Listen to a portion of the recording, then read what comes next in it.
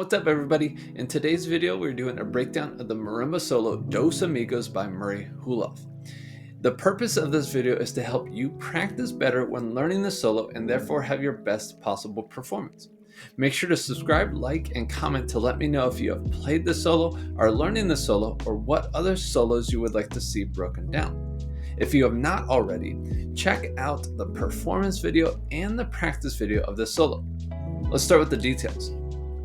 This is a great intermediate grade 3 plus marimba or xylophone solo written in a Latin style and touches on many essential musical elements. It's from the book Contest Solos for the Intermediate Mallet Player and is on the OMEA Class B list for solo and ensemble. The form is ABA with a super short 1 measure coda and is about 2 minutes and 35 seconds long. We're in the time signature of 4/4 and the key signature of E flat major or E flat mixolydian.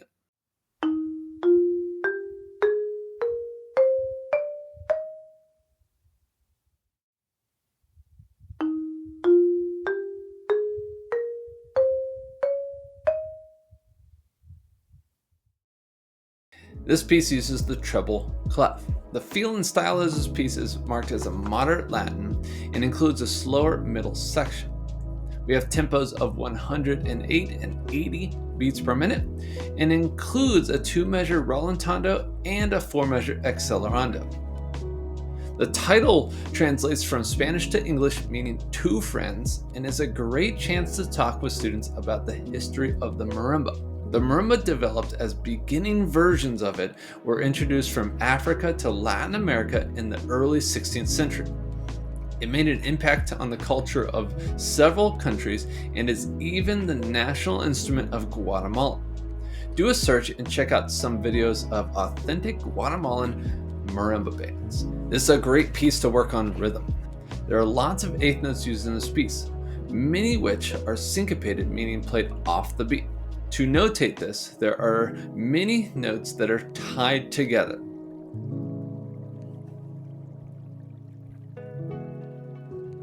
Lots of D flats throughout the piece, implying E flat mixolydian mode. There are also E naturals, F sharps, and C sharps to create a few chromatic moments. This piece stays mostly in the staff but ventures below at times, going all the way down to low G, as well as going above the staff to a high B flat. Students can learn a lot about intervals as several are used throughout the piece, including thirds, fourths, fifths, sixths, and octaves. We will talk more about these as they come up in the music. While there is definitely variety in the music, much of the piece is based around a few chords and the use of scalar patterns. You'll also see double stops are used throughout the piece and create a good challenge for the intermediate level student to practice keeping both notes sounding exactly together. Try this practice strategy to train the correct motion.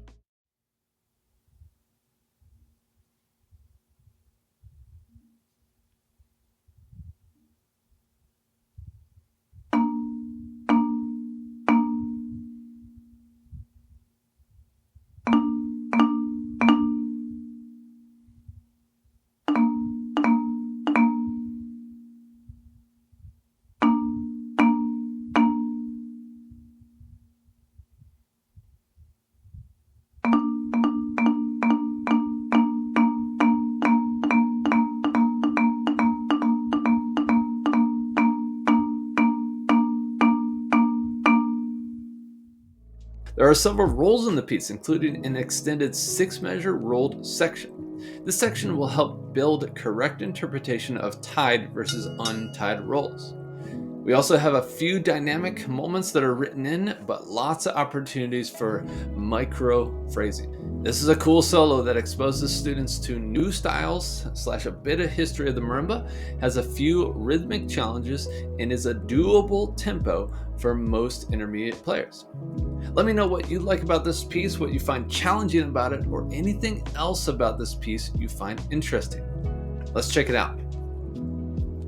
I'm playing on a marimba made of padauk wood, but you can also play this on a xylophone. The first phrase is measure 1 through 5 and centers around B flat to create a slight bit of unresolved tension as we are in the key of E flat.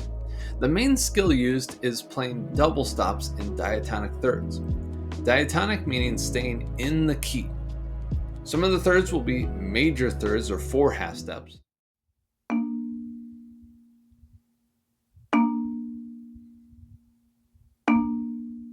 And some are minor thirds, 3 half steps.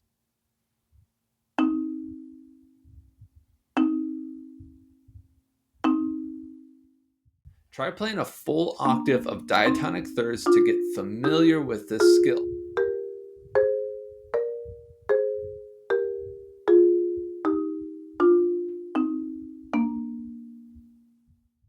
Let's talk about ties. Notes are tied when a curved line connects two of the same notes together. This means their note values combine. Slurs occur when you have a curved line connecting different notes together. This can be 2 notes, but also could be many notes. An example of tied notes occurs in measure 1 as ties are used to create a syncopated rhythm, aka playing off the beat. When 2 eighth notes are tied together, it equals the value of a quarter note. The measure could also have been written like this. In order to play this correctly, a great practice strategy is to do what I refer to as stage 2, which is to count out loud and tap your foot on the beat. In this measure, it is good to count all eighth notes. 1 and 2 and 3 and 4 and 1 and 2 and 3 and 4 and 2 and 3 and 4 and 1 and 2 and 3 and 4 and 1 and 2 and 3 and 4 and 1. Check out the link in the description to reference the How to Practice Mallet Music handout. This will guide you step by step when learning mallet music.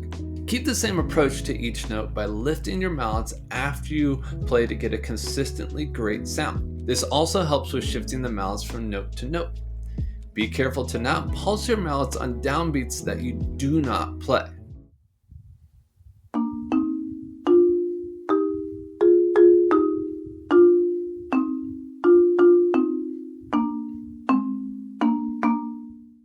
This will form a bad habit and is not efficient, especially when playing faster. Be sure to repeat this phrase after the first ending and take note of the dynamic change to pianist mode the second time you play. Add musical phrasing, but keep it relative to the dynamic. Let's check it out.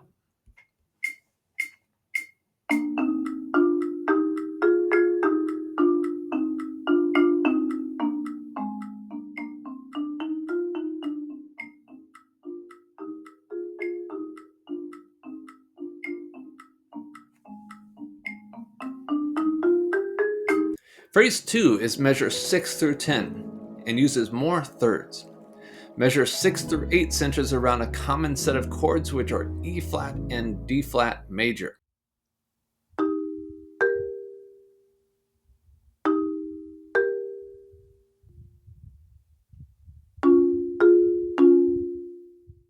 If you eliminate a few passing tones, you will see these chords in the music. E flat major in measure 6 and 7, and D flat major in measure 8. This is the first phrase with roll, starting in measure 6/7. Notice the first time in measure 8/9 you will play a roll on the and of 4, but not the second time as you transition into the second ending. This is because the length of that note is not larger than a quarter note. Be careful, this phrase starts with a quarter note, which is different than the first phrase. I often have students play the same as the first phrase. They are different. When you repeat, make sure to play softer the second time as it is marked mezzo piano. Also, check out the chromatic scale used in the last half of measure 10. Get comfortable playing this spot as you transition into measure 11. I suggest using the slow down each rep practice strategy.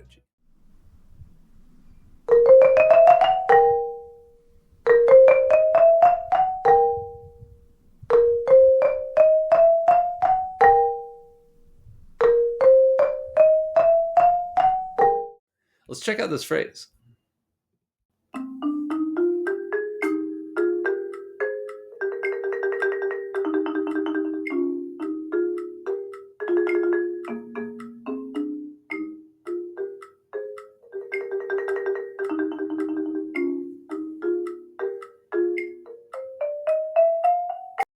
Phrase 3, measure 11 through 15. This phrase uses diatonic 6, diatonic meaning staying in the mode of E flat mixolydian. It is E flat mixolydian because it uses the notes of the E flat major scale with a flat seventh of D flat instead of D natural. Used again are the E flat and D flat major chords as the home base in measure 11 and 12.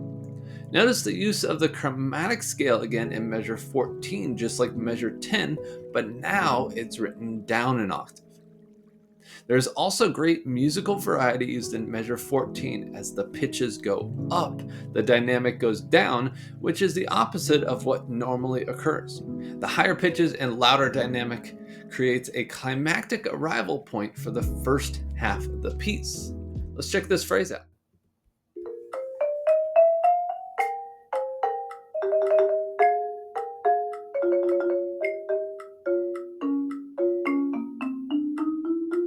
Phrase 4 is measure 15 through 18 and is similar to the previous phrase but contrasts as it is down an octave, a softer dynamic, and changes 2 of the measures. Watch out for the quick switch from mezzo piano to pianissimo and the quick switch from the lower part of the marimba to the higher part. Doing this practice strategy of moving fast, freezing your mallets, and then playing will build a good habit of how to move quickly and stay in control.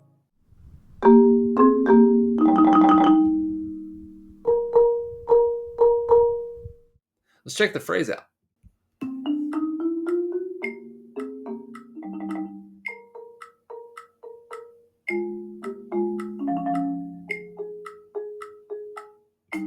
Phrase number 5 is measured 19 through 22 and is transitional material using lots of scalar patterns, including chromatic scale in measure 20. Challenge yourself by keeping your eyes mostly on the music during this phrase. Make sure to add some musical phrasing and keep things interesting. Let's check it out.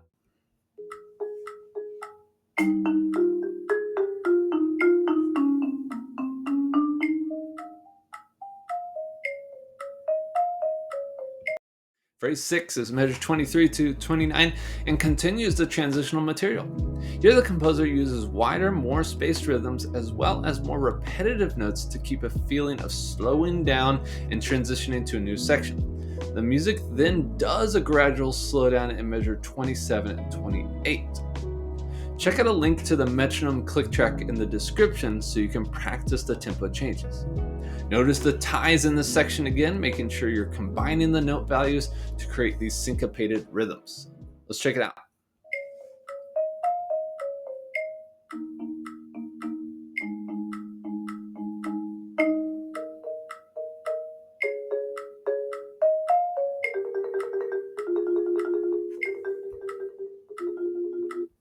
Cool.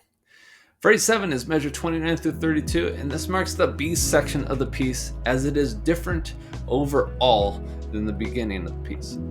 What makes it different is it starts with 4 measures of rolled material. Take note again of the E flat and D flat chords. The pitches move around octaves but stay within the chords. Rolls are challenging as you need to maintain an overall faster hand speed. Try this practice strategy to learn these measures and build up your roll chops.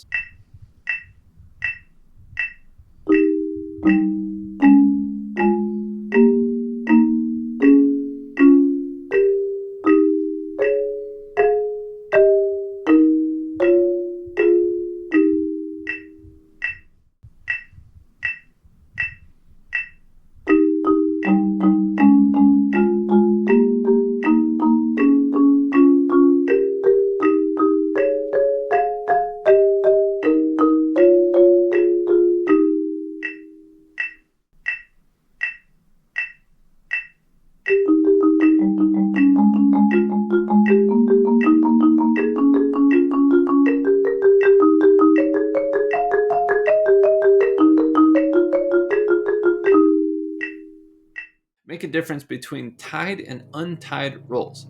For tied rolls, you will continuously roll. Do not slow down the speed of your hands or have a break in the evenness of the roll. For untied rolls, you will add a small amount of space before the next set of notes. Avoid these habits. Rolls being too short.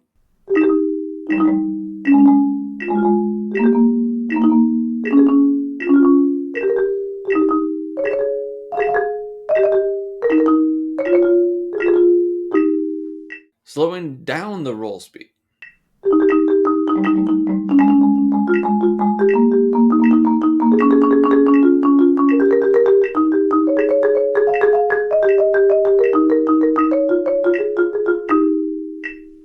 Resetting the dynamic each beat.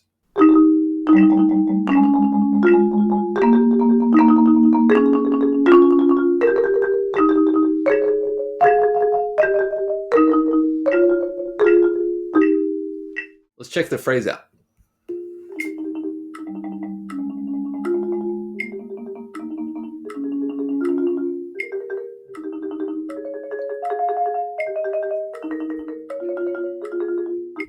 Phrase number 8 is measure 33 through 36. In this section, it's easy to rush, so make sure to subdivide 16th notes while you're playing the 8th notes. This will help fill the space and not speed up. Let's check it out.